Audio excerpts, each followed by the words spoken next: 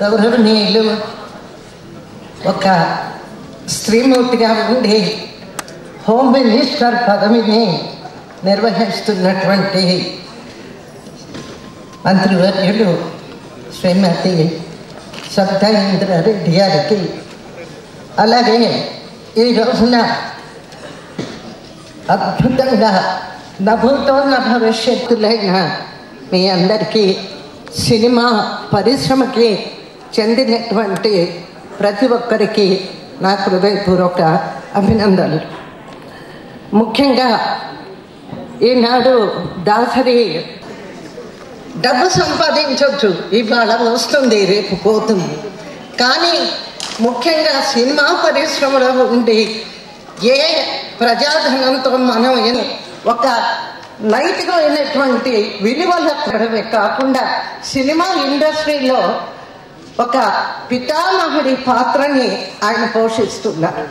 ఇండస్ట్రీలో ఎవరు వెళ్ళినా కూడా సహాయం అందించిన, ముఖ్యంగా సినిమా పరిశ్రమకి వెన్నుముక లాంటి వారు టెక్నీషియన్స్ అని నా అభిప్రాయం.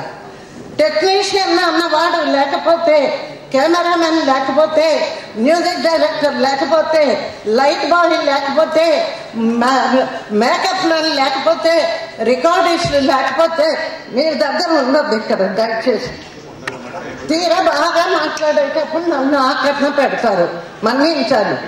ఎందుకంటే నాకు సబ్జెక్ట్ ఉంది నా దగ్గర. అందులో ముఖ్యమైన వాళ్ళు నా సావిత్రి అక్కయ్య. మా ఇద్దరి అనుబంధం గురించి కూడా నేను మాట్లాడాలి. అటువంటి టెక్నీషియన్స్ని ఒక గొడుగు, ఆయన నిజంగా నీడనిచ్చేటువంటి గొడుగు. సామాన్యంగా మనకు ఒక సామెత ఉంది, మర్రి చెట్టు పెరిగితే నీడ ఇస్తే ఆ మర్రి నీడలో ఏ చెట్టు బతకదట. కానీ ఈ మర్రి చెట్టు లాంటి గొడుగు నీడలో ఎన్ని వేల మంది టెక్నీషియన్స్, పేదవారు, విద్యార్థులు, వృద్ధులు ఎందరినీ ఆయన ఆదుకోబోతున్నారో. ఇవాళ ఈ గొడుగు కింద రక్షణ పొందేటువంటి అనేక మంది రక్షణకి ఆయన ప్రాతిపదిక ఇవాళ వేశారు. అటువంటి దాసరి నారాయణరావు గారు, ముఖ్యంగా నా ప్రియతమ సోదరి, మేమిద్దరం ఓన్ సిస్టర్సే, గత జన్మ అనుబంధం. అక్కయ్య గురించి 2 పాయింట్ చెప్తాను. ఆ అక్కయ్య నా ప్రియతమ అక్కయ్య సావిత్రి. మమ్మల్ని సినిమా పరిశ్రమలో సావిత్రి, జమున అక్కా చెల్లెలు, ప్రతి చిత్రంలో అక్కా చెల్లెలు. ఆమె ఒక మహానటే కాకుండా, అందుకని వాళ్ళ వెనకాలే తిరిగాను. అలాగే తను మా ఇంటికి తీసుకొచ్చి సావిత్రిని మా ఇంట్లో స్నానం ఏర్పాటు చేసి భోజనం పెట్టి, తర్వాత వాళ్ళు వెళ్ళే వరకు వాళ్ళు కూడా తిరిగాను. 1952 పుట్టిల్లులోనే కథానాయికగా మొదటి చిత్రం నటిస్తున్నా.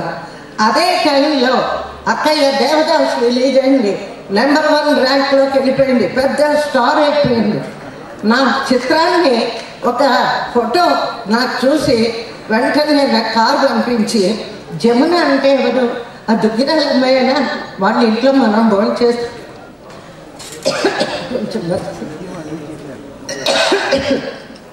వాళ్ళ ఇంట్లో మనం భోజనం చేశాము, ఆ అమ్మాయి అయినా అని గుర్తు పెట్టుకొని కారు పంపించి. ఇది ఎందుకు చెప్తున్నానంటే ఆమెలో ఉన్నటువంటి ఒక విలక్షణమైన స్నేహభావం.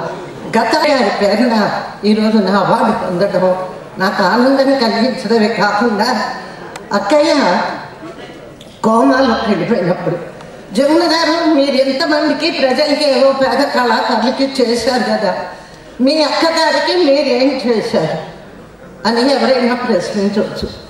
ఆ రోజున దాదాపు 6 నెలలు ఆవిడ కోమాలో ఉన్నప్పుడు నేను, ఆనాటి కీర్తిశేషులు అంజయ్య గారు, మాజీ ముఖ్యమంత్రి అంజయ్య గారు, బాటం శ్రీరామూర్తి గారు, మేమందరం, ముఖ్యంగా బాటం గారు, నేను, నాకు అక్కడ కళాభారతి అవార్డు చెన్నపురి ఆంధ్ర మహాసభకు వెళ్ళినప్పుడు అక్కయ్యని చూడడానికి నిజంగా ఎంత ఏడ్చానో పట్టుకొని, అక్క నన్ను చూడక్క, నీ ప్రియమైన చెల్లెళ్ళు వచ్చానక్క, నన్ను చూడక్క అని ఎంతో ఏడ్చాను.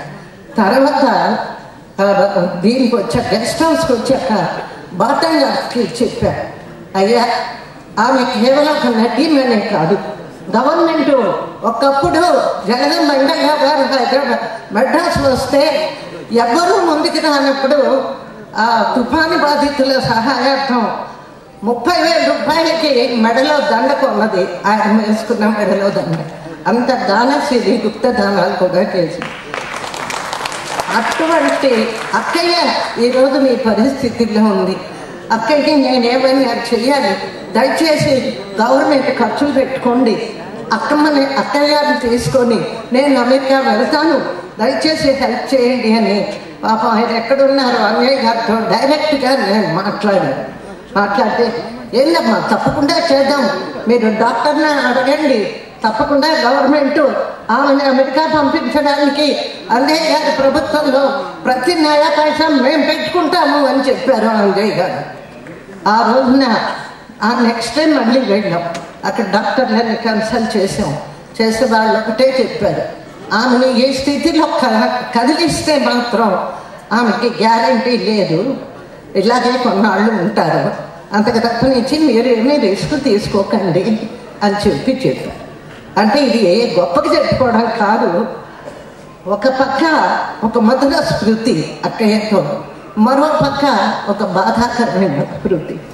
అటువంటి అక్కయ్యని పేరున నాకు మొట్టమొదటిసారిగా నేషనల్ లెవెల్లో దాసరి నారాయణరావు గారు స్థాపించినటువంటి ట్రస్ట్ ద్వారా నాకు 2 లక్షలు చెక్కుతో కూడా ఈ ఘన సన్మానం మరి డైనమిక్ యంగ్ ముఖ్యమంత్రి గారు వారు చేతుల మీదుగా ఈ సన్మానం, సబితా ఇంద్రారెడ్డి గారి చేతుల మీదుగా సన్మానం పొందడం నాకు చాలా ఆనందాన్ని ఇస్తూ, నాకు చేతనే ఎప్పుడు నేను చేస్తుంటాను.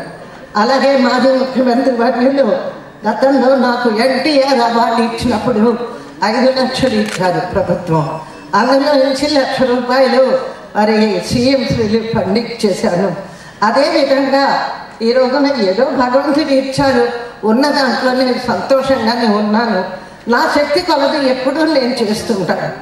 నాకు టెక్నీషియన్స్ అంటే చాలా గౌరవం.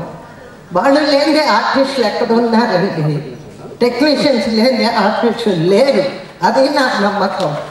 అందువల్ల ఈ రోజున ఇచ్చినటువంటి 2 లక్షల రూపాయల్లో 50,000 రూపాయలు ఫెడరేషన్కి, టెక్నీషియన్స్ యూనియన్కి 50,000 రూపాయలు వారికే ఇచ్చేస్తాను. నారాయణరావు గారు అలాగే మన భరద్వాజ్ గారు ఎవరికి ఇమ్మంటే అది నేను ఈ డబ్బు ట్రస్ట్లో వేసి తప్పకుండా 50,000 వారికి ఇస్తాను. అలాగే ఇంకొక ఈ డబ్బులోనే, ఎందుకంటే ఇలాంటి డబ్బు సత్కార్యక్రమాలకే ఉపయోగించాలి. మొన్న ఈ మధ్య ఇండియా టుడేలో ముబారక్ బేగం అని హిందీ ఆవిడ గొప్ప సింగరు, ఆవిడకి చాలా కష్టాల్లో ఉంది, హమ్రాహీలో ముచ్చుకో అప్నే గనేలే గాని ఒక పాట పాడింది. ఆవిడకి ఇందులో నుంచి 25,000 రూపాయలు బాంబే పంపిస్తున్నా. ఈ విధంగా మరి నారాయణరావు గారిని స్ఫూర్తిగా తీసుకుంటూ నాకు వచ్చినటువంటి ఈ 2 లక్షల్లో 2 సత్కార్యక్రమాలకు ఉపయోగించే అదృష్టం నాకు కలిగినందుకు ఆనందిస్తూ, ఈ గొడుగు నీడలో మరింత మందికి సహాయం అందాలి. ఈ గొడుగు ఎల్లకాలం అలాగే నిండుగా 100 సంవత్సరాలు జీవించి ప్రతి ఒక్కరికి సహాయ సంపత్తిని అందిస్తారని, అందుకు ధర్మపత్ని మా పద్మమ్మ ఆమె చెప్పాలి. అప్పుడు నేను కాంగ్రెస్ పార్టీలో విస్తృతంగా తిరుగుతున్న రోజుల్లో పద్మగారు వారి గార్డెన్లో బ్రహ్మాండమైన పబ్లిక్ మీటింగ్ పెట్టారు. ఆ రోజున అంత యాక్టివ్గా ఉన్న పద్మగారికి అందరికీ కృతజ్ఞతలు తెలియజేస్తూ, మరొకసారి ఇంత చక్కటి కార్యక్రమంలో అవకాశం ఇచ్చిన నారాయణరావు గారికి అందరికీ కృతజ్ఞతలు తెలియజేస్తూ సెలవు చేస్తున్నాను.